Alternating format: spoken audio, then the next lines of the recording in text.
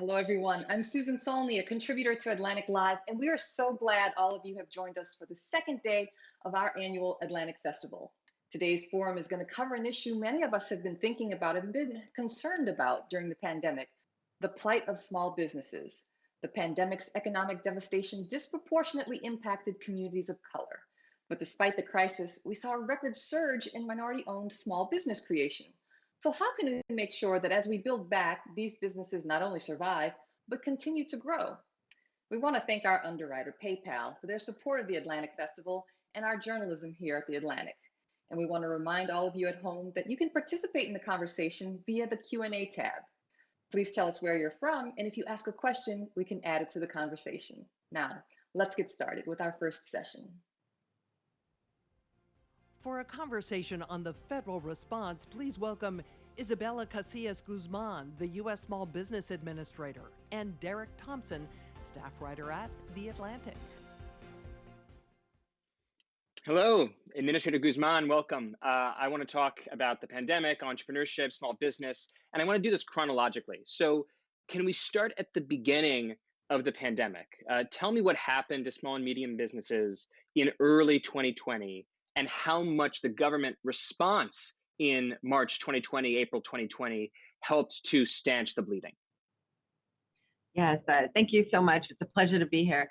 You know, I was in California at the time leading on small businesses and innovative startups in the state, and was able to witness firsthand really the impact that COVID-19 has had on our small businesses from the get-go. Many small businesses, especially those hard-hit impacted businesses that had to figure out how to close and work around with new operations or new ways of reaching their customers, were highly impacted, obviously taking huge hits on their revenues. And in the recent surveys have shown that from the very beginning, small businesses have continued to struggle, and recent surveys show that still 2/3 of small businesses said the pandemic had a moderate or large negative effect overall on their businesses. So what we saw was a lot of early closures for health and public safety measures that we saw through states throughout the country, having an impact on those small businesses. Today, we see that a lot of those businesses are still feeling the impact from the revenue. But what was important was that the federal government stepped in quickly, along with many states, to provide immediate relief to small businesses. And that ran the full gamut of trying to help support them as they adopted e-commerce and digital strategies, try to support them as they figured out how to reopen safely for their workforce, and give them that technical assistance that they needed, and of course the financial relief, which was really critical. The Paycheck Protection Program, an $800 billion program that was able to keep businesses open and their employees on payroll. And so that was one of the really important steps for small businesses to make that critical decision to keep on trying to survive during the time while we still battled COVID in the early stages. As it evolved in businesses and it lingered on, I think that's what was a continued challenge for small businesses. They had to either shut down their operations multiple times as surges continued to impact their local communities. They saw changes in behaviors, consumer behaviors, as the COVID pandemic changed, and people were either concerned about going out or more willing to go out. And as that fluctuated, they really needed additional support. So the COVID EIDL program, for example, and all those local and state grant programs is what really provided them additional capital to keep their businesses open and continue to try to pivot and adapt, as we saw so many of them do. I think technology really played a really key role. At least 3 out of 4 businesses said they adopted some sort of new digital tool. They had to figure out how to redefine their main streets. They became digital main streets, and they wanted to figure out new ways how to connect with their businesses, with their small businesses around them, so that they could together figure out ways to reinvigorate local economies together.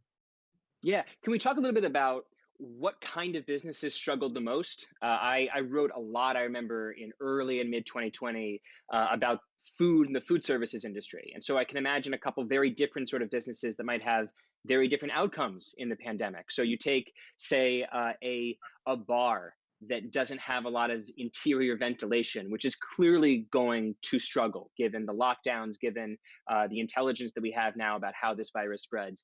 Then you have some businesses that might be somewhat in the middle, maybe like a fast casual restaurant that still found a way to use technology to deliver their food. And then you have businesses that it seems to me did quite well in the early small businesses. They did quite well in the first few quarters of 2020, like grocery stores. Not all grocery stores, to be sure, but you had lots of people who weren't going to restaurants as often, so they were going to grocery stores more. So that's just sort of the breakdown that I remember reporting from within the sort of the food services industry. But can you give us a sense of where we really saw the crunch, who really suffered among small and medium businesses in 2020 versus some other categories that were more resilient? Mm-hmm. And we saw the travel and tourism businesses obviously highly impacted. So our hotels, and then all the related food and beverage businesses, retail that was dependent on the attraction of tourism as well.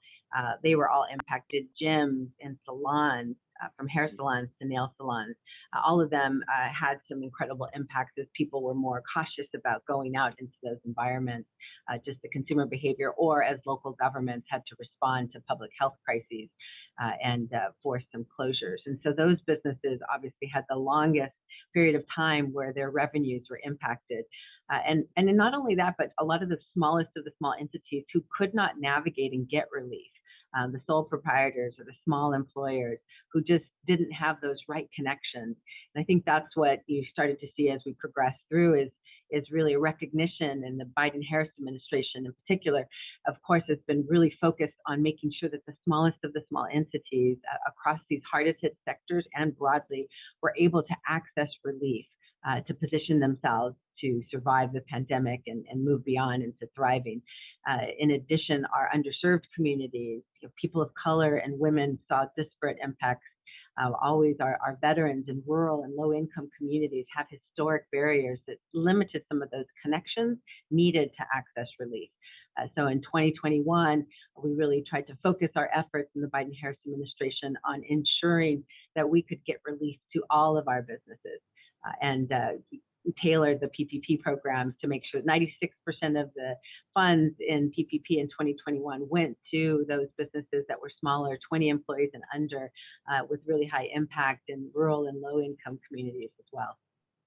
Yeah, I'd love you to be specific on this point. You know, historically, minority-owned businesses have struggled during recessions. They've had less access to emergency capital for a variety of reasons. They're often overlooked by policymakers in Washington, D.C. What is the Biden-Harris administration's plan or ongoing policy toward ensuring that minority-owned businesses aren't overlooked again, even as Delta continues to impact their business? Mm-hmm. Yeah, immediately, of course, there's a heightened interest in trying to make sure that connectivity is there, because a lot of times it meant, if you didn't have that already existing banking relationship or a great CPA or a lawyer to help connect you, then that's when you lacked that relief. So with the American Rescue Plan, of course, the priority on public health and making sure that we could battle COVID-19 to reopen our small businesses was number one. But in addition, the $60 billion of investments really helped our high impact industries, as well as created the Community Navigator pilot program. And this is a $100 million pilot that we're soon to be launching across the country as well, with trusted local partners and national partners who can better connect authentically to these communities to make sure that they have all the technical assistance and the connectivity to the ecosystem to make sure they get capital and get relief and are positioned for success. Because those inequities in our economy and those inefficiencies, frankly, with those barriers to capital and opportunity, have limited too large of a segment of our entrepreneurs, and that is detrimental to our economy. So we are hopeful that with that program, as well as the real focused design across all of our programs on making sure that we're meeting all of our small businesses where they are, and that means the correct outreach, of course, but in the design, making sure that it fits the needs of our small businesses. We're really pleased, of course, that with COVID Idle and the Restaurant Revitalization Fund, that we've been able to really tailor these programs to better serve all our diverse communities and underserved businesses. Yeah, the full story of small and medium-sized businesses in 2020 and during the pandemic is one of crisis and response, but it's not just one of crisis and response. We also saw a historic surge of business formation in 2020. Tell us a little bit about what factors you think have contributed to that surge and what the state of that surge is right now. Yeah, and I would add we continue to see that surge in 2021. Just the first quarter, we saw 3 million new business applications, and that's a 60% increase over last year, Wow. in fact. And so we're continuing to see businesses formed to take advantage of opportunities for growth or to reposition themselves in the marketplace. I think that with especially the investments in building back better and the bipartisan infrastructure deal, we can see that there are a lot of opportunities for small businesses to innovate, for small businesses to help build infrastructure, to make sure that they're a part of the supply chain resiliency. And we're positioning all of our programs to make sure that those businesses can access those opportunities, but also have the capital that they need to position themselves. And so within the reconciliation, Build Back Better agenda, we're seeing keen investments in opportunity advancements for small businesses around capital access, lending, investments, giving SBA some authority to do direct lending and fill those gaps in the marketplaces and make sure that small businesses have the capital they need to go after those federal contracts, to go after those opportunities in the supply chain, in the private sector as well, and to be able to fulfill their American dream of entrepreneurship as they look for opportunities during this pandemic.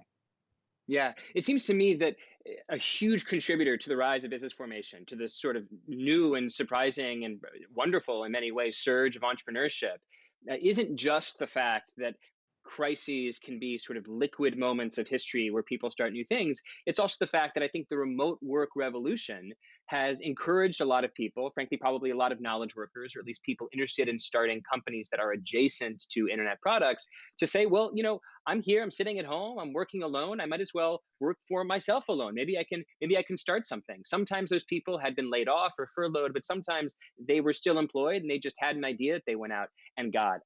I'm fascinated by the remote work revolution. I follow it very, very closely. I would love to know what you think about the remote work revolution and the degree to which you think that this sort of that this new norm for knowledge workers, not all workers, but some white collar workers, the degree to which you think that this new norm will be a continuing norm that will survive, hopefully, the Delta surge in the pandemic. I think it's been proven out, and I think it'll continue to change the landscape of small business and entrepreneurship for sure. I mean, we saw such increased rates of sole proprietor formation as well. I mean, so people are trying to figure out how they can rethink their work and rethink what their contribution is in their professional lives. And so you did see a lot of people, shift away from their current jobs or even industries to try to rethink what they would want to do during pandemic and post. Of course, and especially with women, of course, women are starting businesses at the highest rates. And with those changes in the childcare impact and the education impact during COVID, a lot of them had to rethink what they were doing, and there's huge exits from the workforce. And so I think that as individuals try to pursue what their great idea is and the impact that they're going to have on their main street or globally with some new innovation, we will see that the flexibility of remote work, the connectivity globally through digital e-commerce and other avenues is really going to change the landscape for small businesses in America. Yeah, the flexibility, the connectivity is fantastic. I think for a lot of people, the lack of a commute is wonderful. More time that they can spend with their families, more time that they can spend not sitting in a car in traffic. I see so many potential benefits to the remote work revolution. I'm interested in where you see potential risk. I see, for example, the fact that I'm speaking to you right now from downtown New York City. I sometimes look around cities like New York or Washington, D.C., Boston, and look at these enormous skyscrapers and think, when are offices going to move back into them, and what does that mean for commercial real estate? Commercial real estate might not be a central concern necessarily, or a top concern of yours, but give me a sense of what part of the remote work revolution you're keeping your eye on as a potential risk. Mm-hmm. Well, we've really tried to step up our technical assistance for small businesses with this digital economy because they have to figure out new ways to connect with people, connect with their potential clients. And then a lot of time that's been online through social media during the pandemic. They've had to create all sorts of new pages and make sure that their business is positioned to connect with businesses, with these individuals. Our main streets are not bustling. That client may not walk in your door, but they're online, and you need to be able to figure out how to connect with them. So it's a shift in how they market, it's a shift in how they connect with their clients across the board. But not only that, since it is increasingly digital, cybersecurity is actually one of my big concerns. And what we're trying to push in the Biden-Harris administration is to make sure that our businesses are resilient when it comes to cyber attacks as they adopt these new digital technologies. And so we're working in partnership to make sure that they have the education that they need on that front, on the digital front. But in addition, of course, we're concerned about our business centers as well, and the small businesses that typically serve all those employees and those workforces that come out in both for lunches or happy hours. So we want to make sure that the businesses can get support to reposition their strategies, their operating model, and make sure that they can access those markets in new ways. Yeah, I think that's all very, very important. I think that as the internet becomes a more important piece of infrastructure for workers, for remote workers, white collar and knowledge workers, unequal access to the internet is also, I believe, as you mentioned, going to be a pretty important issue, and especially unequal access to broadband between ethnicities in this country. So a lot to work on. A very full plate that you have with all these crises and opportunities hitting all at once. So, Administrator, thank you so much. I really, really appreciate it. It was really, really nice to speak with you. My pleasure to speak with you as well. Thank you. Next up, a session produced by our underwriter PayPal, Building Back Stronger, empowering small businesses today for tomorrow.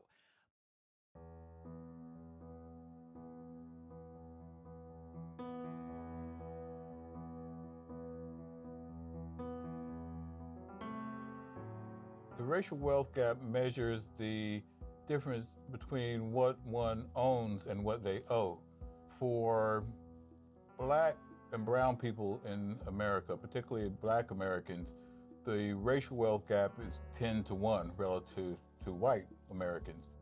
The racial wealth gap is an important element of just social injustice and systemic racism that exists in our country.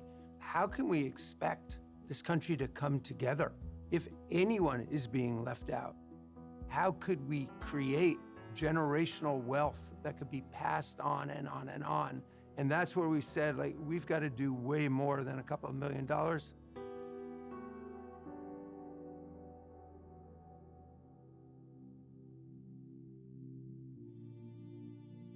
Less than 2% of all venture capital funding actually goes into entrepreneurs of color. And so it is very important for people like PayPal and others to invest in Black and Latinx funds that will directly invest in founders of color.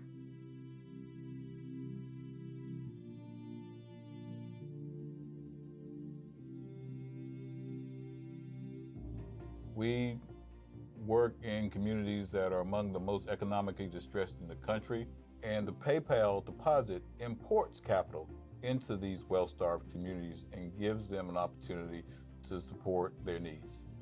Making sure that the economy works for everyone is in our collective interest. That's what closing the racial wealth gap will accomplish. I think we all need to step up. We have an obligation to help. It's the right thing to do for our companies. It's the right thing to do for our communities, for our economy, honestly, for our country.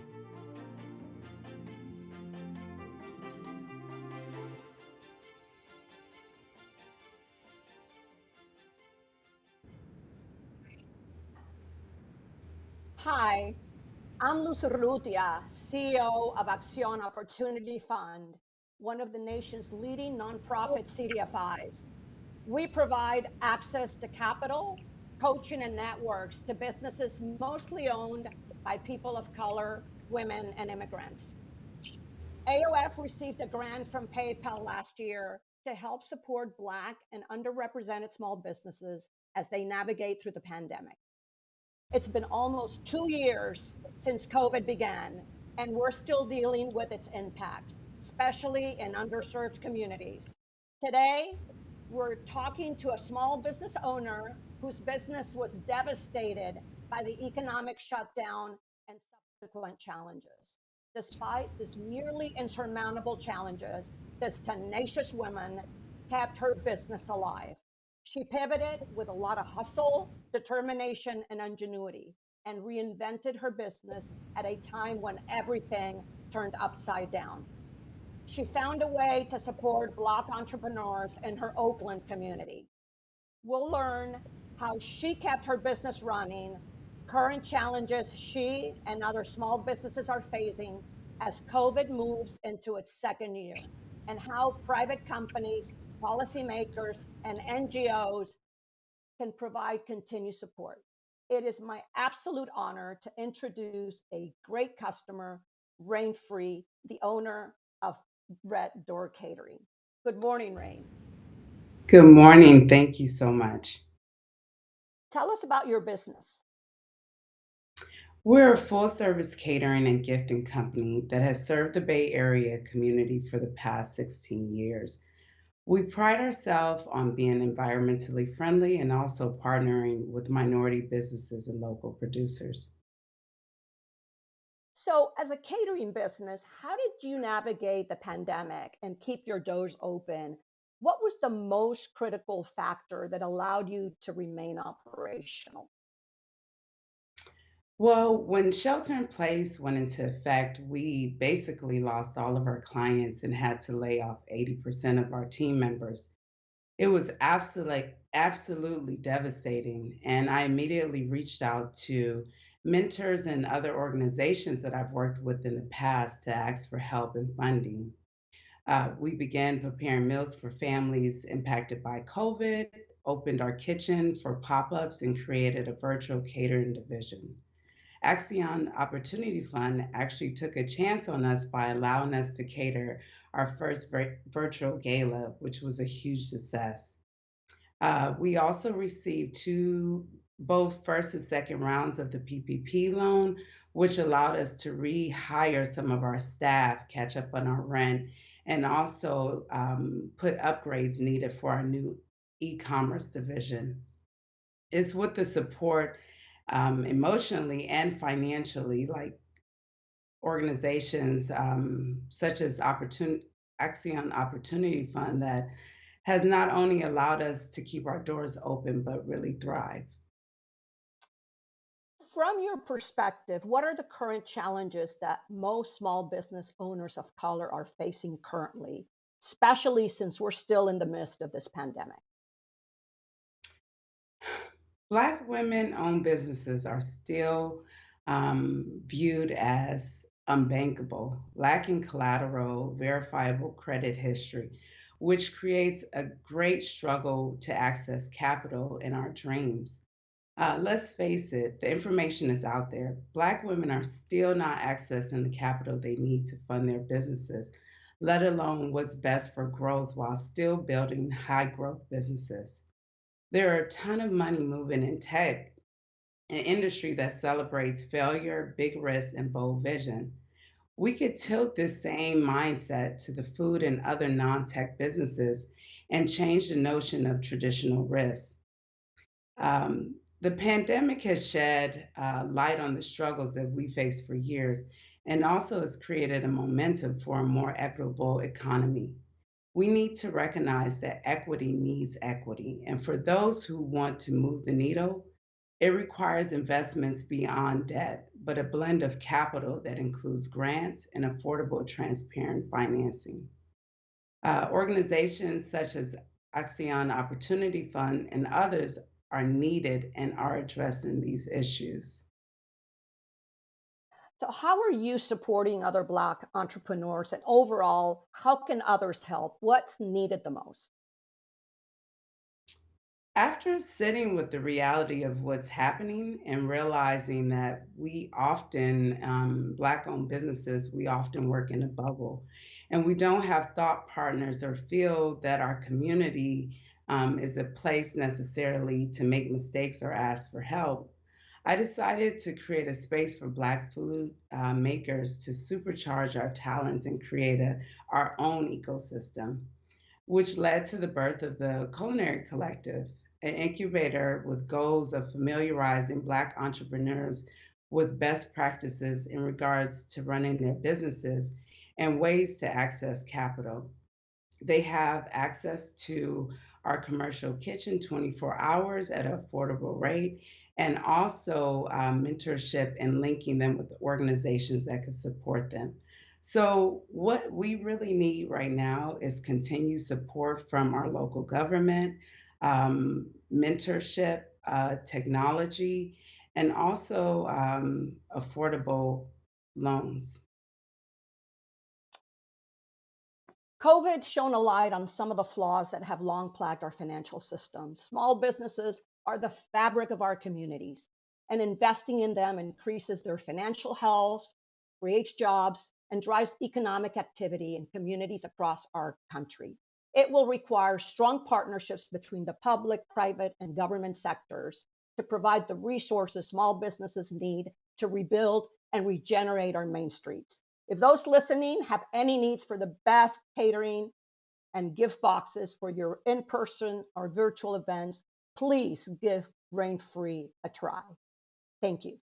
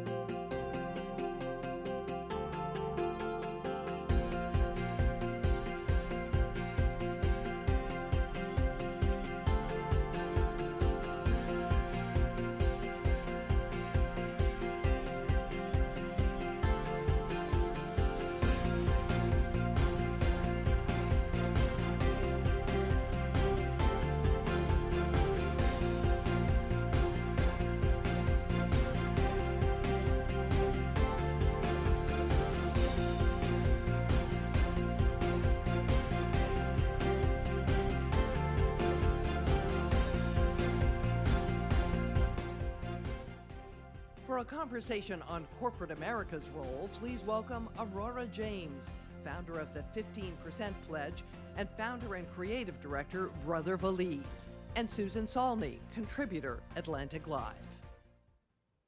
Hi, Aurora. Thanks so much for being with us today. Hi, Susan. How are you? Great. So let's start by going back to last summer. It's just after the murders of George Floyd and Breonna Taylor, and you had an idea about equity, businesses, and accountability, took to Instagram and started a campaign that has evolved into a change-making nonprofit called the 15% Pledge. Tell us more about your idea and what the pledge aims to do. Yeah, absolutely. So, in the wake of George Floyd's murder, like so many of us, I was seeing all of these messages from major corporations and retailers that were saying, Black Lives Matter and I stand with Black people. And while I was reading it, I wasn't necessarily feeling it. And I decided to launch a call to action for major retailers to commit 15% of their shelf space to Black owned businesses. So I put that out there into the world on May 29th. By day 10, Sephora became the first major corporation to commit to the 15% pledge. And over the past 18 months, we've announced 28 major corporations and retailers that have committed to the 15% pledge. Most recently was Nordstrom. They actually signed a 10-year contract with our organization. And because of all of this, we've actually driven over $10 billion worth of opportunity to Black-owned businesses across this country. That's an incredible effort to make more equitable market share for those Black-owned businesses. It's been a year of tremendous growth for your organization, obviously. Can you tell us about the past year and how receptive or not you found some of the big retailers to the idea of the 15%? Which doesn't seem like a big request. In other words, what are you learning about the diversity of retail and corporate America as you try to bring more companies to the pledge? Yeah, it's such a good question, Susan. When I launched the pledge, I actually had no idea what the average shelf space really was. And I knew it wasn't close to 15%, but once we actually started doing some digging and understanding how much of people's procurement budget was actually going to Black owned businesses, we see that largely it's below 3%, and for a lot of businesses hovering around 1%. So, it's definitely a pretty major proposition, but, we're also not asking anyone to do this overnight. In fact, we want people to take time, do it thoughtfully, and meticulously, and make sure that they're really finding Black owned businesses that are right for them, because not only do we want people to be doing the right thing, we want people to be doing good business at the same time. Right, right. The Gap, Macy's, Sephora, as you mentioned, these are just a few of the national retailers who have taken the pledge. And it's not just lip service, it comes with some pretty deep commitments, right? Yeah, absolutely. I think, there's been a trend where you're seeing these businesses make one-time donations, right? Or $2 million to the NAACP, for example, which is amazing and incredible. And obviously, that level of philanthropy is super important, especially coming from someone who runs a nonprofit myself. But, we really need long-term accountable change. And I think, what's so important about the work that we're doing at the 15% pledge is that these retailers are actually signing contracts with us, and we're checking in every quarter, and we're making sure that we're really working together as partners to make sure that they're getting access to the pipeline of Black owned businesses that make sense for them, and that they're actually seeing growth, and that we can kind of troubleshoot any issues that are happening along the way. And I read that one important aim of the initiative is to help close the racial wealth gap by helping Black businesses tap into the venture capital needed to scale up, advertise, and be more visible. As a business owner yourself, can you speak to why that's so important? This idea, it's a little bit beyond shelf space, that tapping into the capital. Yeah, absolutely. So listen, I'm a small business owner myself. I started my accessories brand Brother Vellies with $3,500 at a flea market in the Lower East Side of New York City, and had no access to capital. Everyone says entrepreneurs should raise money from friends and family, but what happens when your friends and family don't have additional resources to put your way? So, one thing that I'm super excited about in this work that we've been doing with the pledge is really connecting Black entrepreneurs with a lot of the different resources that they need. And look, there's also not a lot of trust, right? Like, I'm talking to Black entrepreneurs every single day that are like, oh, like this private equity company or this VC reached out to us, and I don't want to lose my business, so I don't really want to even get back to them. So we really need that whole face of the financial industry to really change as well, if we're going to start connecting these dots. And ultimately, the 15% pledge is $1 trillion proposition, and so we're going to have a lot of economic resources flowing into the Black communities in order to get to where we need to go and have a more sustainable and equitable country. That's right. Now, what impact do you think the diversification of in-store offerings has on businesses that are used to, say, business as usual? And what about the impact on customers of all races? Well, I have to tell you, the best news that we've gotten so far from the companies that have taken the pledge is that not only is this a great thing to do, it's actually just great business.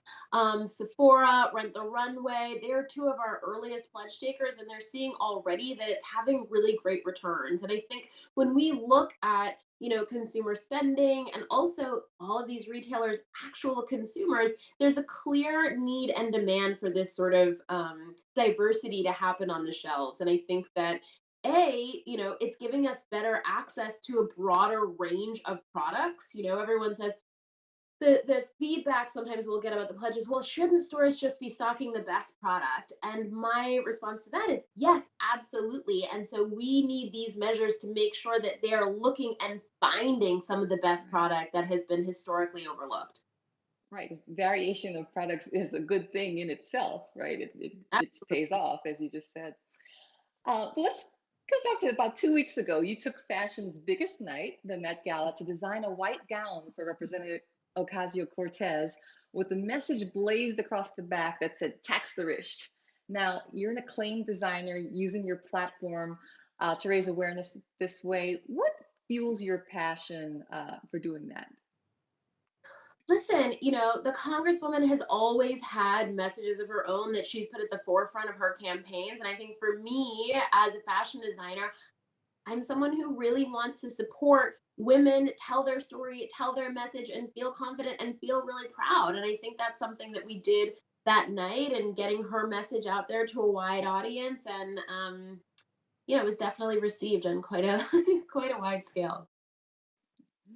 We've been talking about businesses, but what can individual consumers do to use spending power wisely in regard to equity and market share?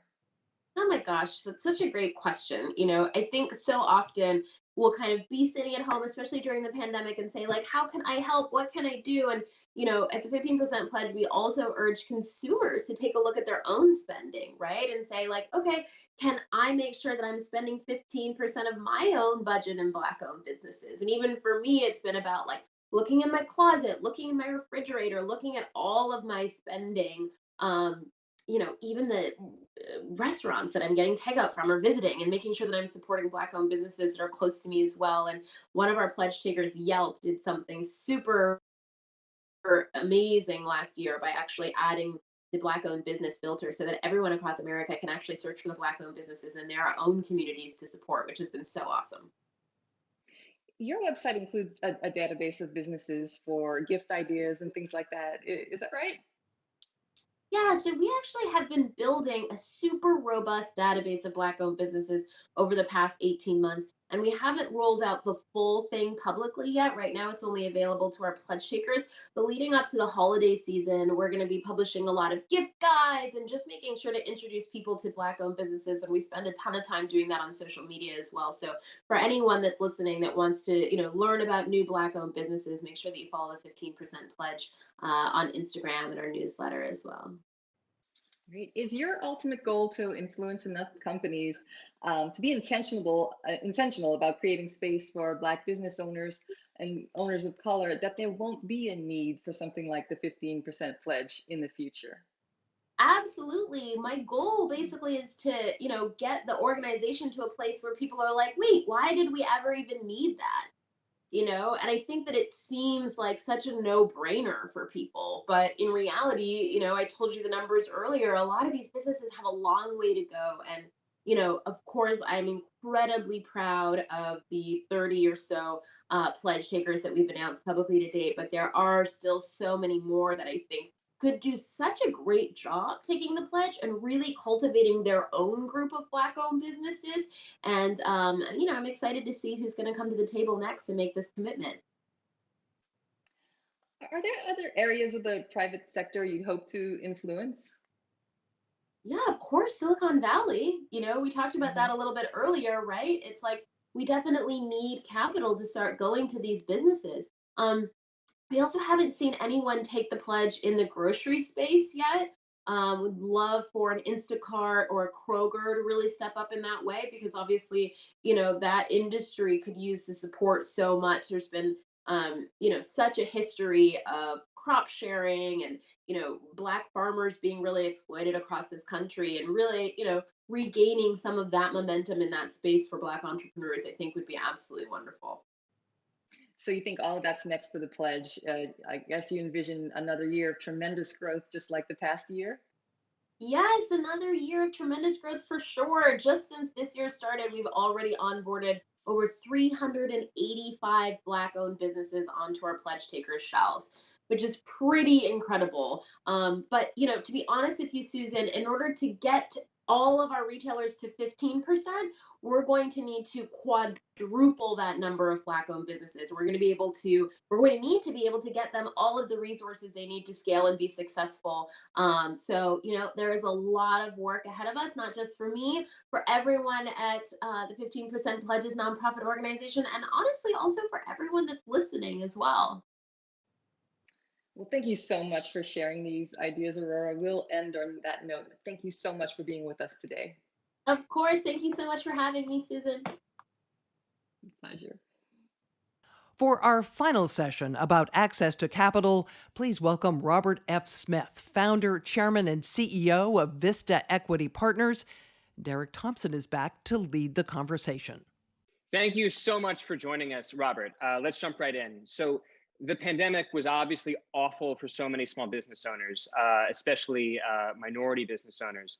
And before we dive into the pandemic's impact and some of the long-term plans that we have to make sure nothing like this happens again, can you briefly explain to us the history of why minority-owned businesses have historically been deprived of access to capital?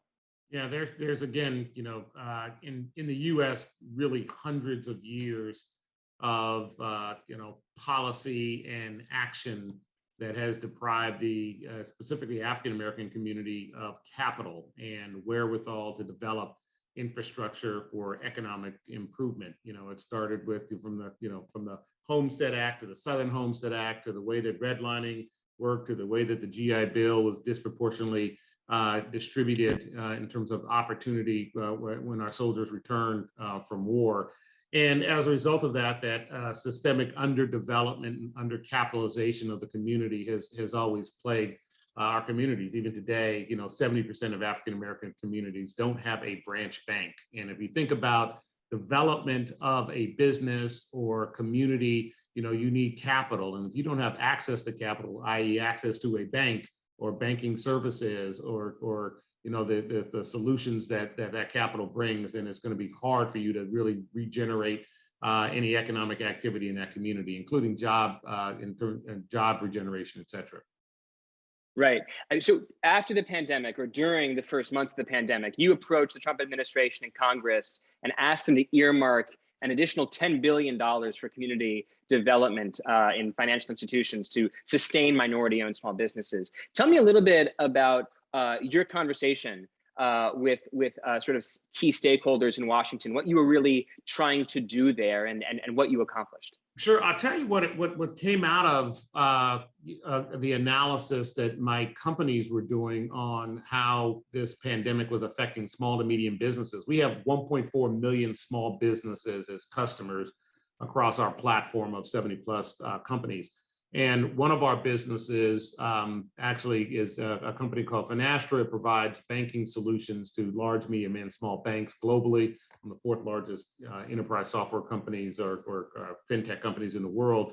And the team brought to my attention a couple of elements. One was that the way that people were utilizing what was in the PPP loans, and we were just seeing there was just actually no access for these small to medium businesses in these African American Latino communities to that facility. And so as we really started to dig in deeply, we started talking to everyone from the NAACP to the Urban League and found and really discovered, that's when the discovery came of how little those organizations, those communities were being banked by the large banking institutions. And so my team jumped right on it and started really building solutions and systems to aid these small to medium businesses and gaining access to the PPP loans. Well, then, of course, when that first rush went through, the money got used up quickly. So then I called Secretary Mnuchin and said, listen, I think we're going to have a problem if we don't actually earmark some capital for these small lenders into these small communities, because these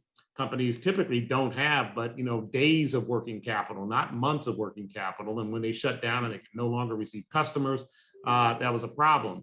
So, that led to a whole series of dynamics and conversations with Senator Schumer and Nancy Pelosi and other folks to really drive forward, an initiative that said, let's carve out capital so these small to medium businesses have access.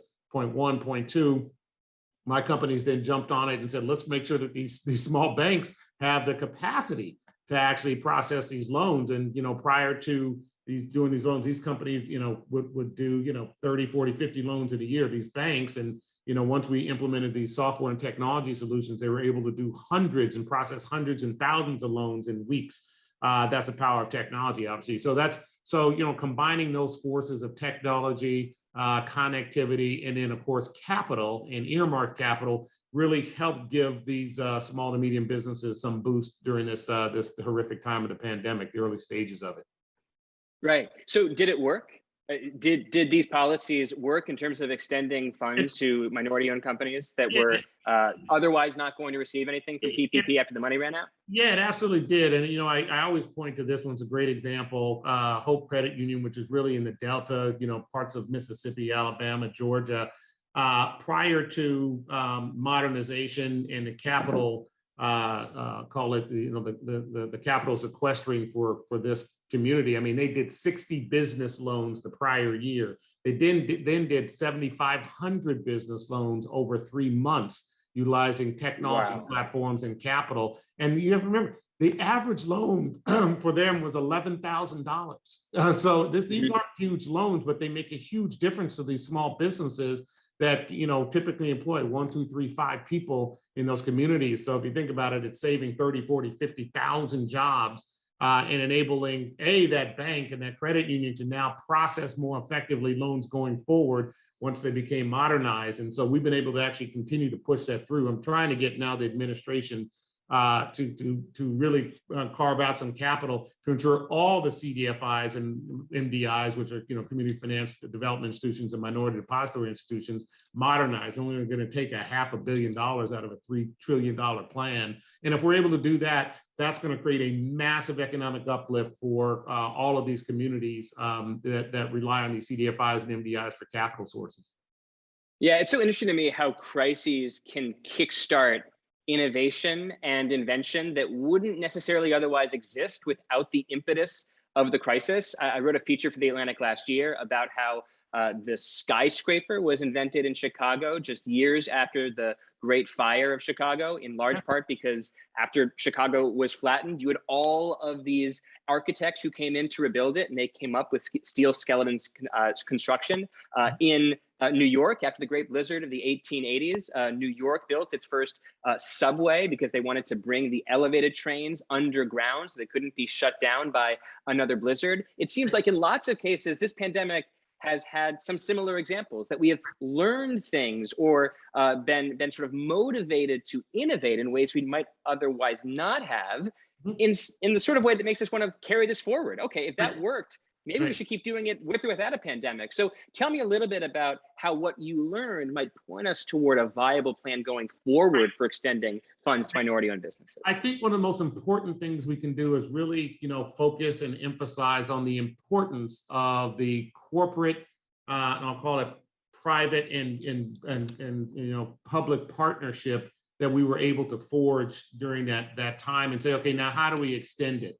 And part of what I'm doing is working with the Business Roundtable and Edison Alliance at World Economic Forum and saying, okay, listen, we as corporations beyond capital, what we actually have is wherewithal, knowledge, organizational capacity, and pretty smart people, right, who work in our organizations. And so let's direct them towards the problems that we know our society has. And when I think about, in America, at least, one of the biggest issues we have is how do we enable our workforce, overall workforce, to be more competitive in a digital economy? Well, first thing, we have to get broadband, right? So let's get a broadband network to every American, as opposed to Americans that don't live in specific communities. 82% of HBCUs, for instance, are in broadband deserts, which is just horrible. So now you have a whole group of African American students who want to learn, but now they're in a broadband desert, and it frankly is an inhibitor to them participating in the digital economy fully. Well, one of the initiatives we started was a Student Freedom Initiative, and as part of that, now have Cisco Systems, ABC Technologies, which is all, what we now are combining, we're building out entire broadband networks for every single HBCU. Well, beyond what that does for the students, it now creates extensibility into the community, because once you have broadband, you have the ability to use software solutions for small to medium businesses. You can do things in education for distance learning management systems. You can also focus on telemedicine as a way to deliver, low cost, high quality, healthcare solutions to the community. So you got to build out those infrastructures, but again, public-private partnerships, and now working, of course, trying to get the administration to also understand the importance of funding and supporting these sort of initiatives, because that creates a backbone of opportunity for all Americans to now participate in the digital economy, which helps the entire economy. So those are some of the initiatives we're focused on at this point. Yeah, you have two more progressive funding models I want to talk about, the 2% solution and the Southern Cities Initiative. Just tell me about both of those briefly. Sure. So the Southern Communities Initiative really is that, when you think about it, 60% of African-American communities live, actually, believe it or not, within a 100-mile radius of 6 cities. And so we're focusing on those 6 cities. We're bringing a number of things to them. First, of course, is the broadband infrastructure to the HBCUs. The second is, how do we bring capacity to the CDFIs and MDIs? So these are the capillary banking systems, modernizing them, in addition to looking to bring, very expansive forms of capital, tier one capital into that construct. Point three, how do you then take that and make that more extensible, not only to learning, but also into the development of the small to medium business segment. So small, businesses, when they utilize enterprise software tools, they get a 900% ROI. So you can just start thinking about layers on top of layers. And once you have broadband infrastructure, you can do all sorts of things in telemedicine and wellness.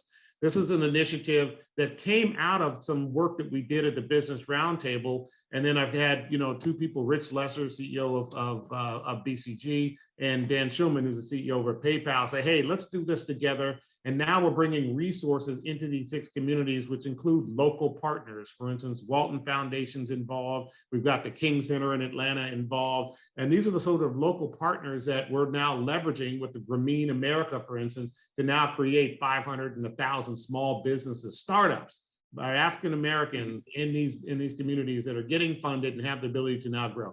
These are the sorts of initiatives that we're driving forward in concert that came out of a pandemic that gave realization and recognition to the disparities of wealth and opportunity, probably most importantly in a lot of communities. So that's one of the initiatives we're focused on. Yeah, you talked about closing the broadband deficit. You talked about closing an education deficit and access to finance deficit. I'm also interested in the trust deficit. Communities of color have a lot of reasons not to trust big banks, not to trust the financial sector, frankly, not to trust a lot of big institutions. What are ways that we can help to build back that trust in addition to everything that you've covered? Yeah, again, so what I'm encouraging, which kind of touches on the 2% solution, is encouraging the large corporations to rebuild the trust through capital. If they just donated, again, kind of 2% of their net income for the next 10 years, we can basically solve the wealth and the income disparity in all the communities in the US. That 2% to create jobs, create sustainable opportunities. One inspired idea came through Bank of America, and with Ann Finucane and John Utendahl, and said they created now an Equality Progress Sustainability Bond. In essence, these companies can now issue this bond, take that capital and deliver it across these various initiatives, which can be, the upgrading of the HBCU infrastructure to, powering, venture capital or small to medium business capital solutions, or put tier one capital and CDFIs into these communities. That's an inspired solution that came out of, if you think about it, a crisis. And now we have technical solutions, i.e. in the form of financial market solutions, that can now change the dynamic and trajectory of not only a company, but a neighborhood and a community. That's how you build that trust back. That's a way to say, listen, we are actually taking profits and capacity that we have, organizational capacity, learning, knowledge, and driving it into communities that we know don't have access to this, but will actually improve the station in life and the dimension of opportunity for that community. So those are some of the ways that are important that we need to. That's great. Yeah, last question for you is, sometimes people say that the Atlantic can be a little bit too Washington, D.C. focused. So I apologize, because this is a question that's very much focused on Washington policy. Right now, Congress and the Senate, the White House are debating an infrastructure bill. There's been a lot of debate over what we should consider infrastructure to be put into this bill, whether it's not just roads and bridges that are considered infrastructure, I think, among people who are broad-minded. Broadband is also infrastructure. Healthcare, to a certain extent, can also be infrastructure. What is one item, one element that is on the fringes of this bill, or possibly, going to be included in this bill, that you think is most essential to solving the problems that you've been fixated on solving for the last few years? If I could pick one thing, I'm going to tell you I want to, but the first thing would be that they need to upgrade the infrastructure for the CDFIs and MDIs. And it's $500 million to upgrade and modernize every CDFI and MDI, what creates lending capacity in every community in the United States. Now, when you have that, you now have the ability to push capital into communities. The second thing would be broadband. We have about 42 million Americans who really don't have access to broadband. And I look over in India and what Mukesh Ambani's done. He's got 1.3 billion people who now have access to broadband. There's about 400 million who use it. And if we can't get those 42 million people access to broadband, effective broadband, that's a problem. Those are the two things. You solve those two problems, and that creates a massive economic uplift for all communities in America. Access to broadband, access to capital. Sounds like a good formula. Robert, thank you so, so much for joining us. I really, really appreciate it. Derek, thank you so much. Good to see you. And that concludes this hour of programming. Thank you for joining us for this important conversation. And thank you again to PayPal for supporting the Atlantic Festival. We have much more in store for you today. Please take a look at the schedule for more information, and we'll see you soon.